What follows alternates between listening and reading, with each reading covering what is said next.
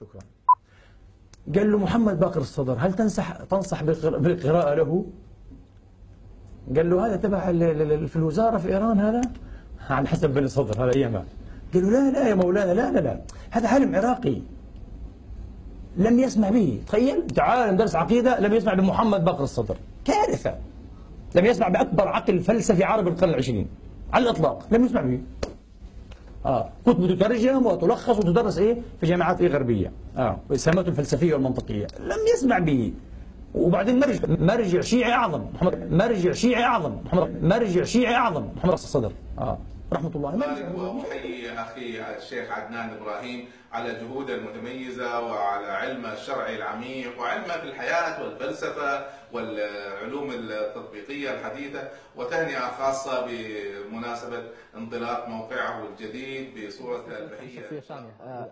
عدنان إبراهيم أيضا هذا طبعا يتطلب حديث، وأنا لا أرى أنه يعني بدل ما أقول من أنا حتى يعني أتحدث عن الآخرين، ولكن أيضا من خلال السؤال استمعت إلى عدد من الأشرطة يعني لا بأس به، يمكن بضع ساعات، وتابعت الكثير يعني من الخطب والأشياء. وجدت أنك أمام رجل موسوعي فيما يتعلق بالعلم، عنده لغة جيدة وقوية وقدرة تعبيرية، وأيضا ملكة لغوية جيدة، لديه اطلاع واسع. يطيل لسانه في أمهات المؤمنين أزواج رسول الله. أنا أقول لك وأشهد بالله العظيم أن هذا الإنسان مغلوب على عقله، أقسم بالله مغلوب. ومن الناس من يعجبك قوله في الحياة الدنيا ويشهد الله على ما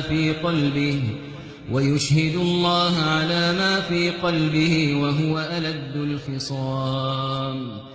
كافرة بدينه أصلا وتدخل النار. قال فخانتهما فلم يغنيا عنهما من الله شيئا وقيل ادخلا النار مع الداخلين. مثل مضروب. أنا أقول لكم هذا المثل من المقصود به بدرجة أولية أن يستفيد منه ويتعلم. من هو؟ عائشة وحفصة. بيعرف الصحابة فيهم الفاجر، شو تقول لي؟ وفيهم المنافق وفيهم لعين الوالدين. الله قال هيك. شو دول صحابة؟ عمر قال له فيهم البر وفيهم الفاجر. عارفين ايش الفاجر؟ من ينطوي على ريب وفساد. الله سماهم في السورة هذه في قلوبهم مرض، بيشتهي شغلات، بفكر في شغلات. فهمتوا كيف؟ ايه بحب يطلع في مرض النبي، ممكن بحب يلمس ايده، فاجر. وإذا تولى سعى في الأرض ليفسد فيها ويهلك الحرث والنسل والله لا يحب الفساد.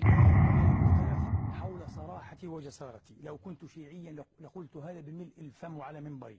أنا لست أتوسل أحد ولا أخشى أحدا، بالذات هؤلاء الذين يسارعون إلى تصنيف الناس ورميهم بالعظائم وبالألقاب وكذا. لا أخشى هؤلاء. لست شيعيا، لم أكن ولست شيعيا ولا أنتوي أن أكون شيعيا. وإذا قيل له اتق الله أخذته العزة بالإثم فحسبه جهنم ولبئس المهاد.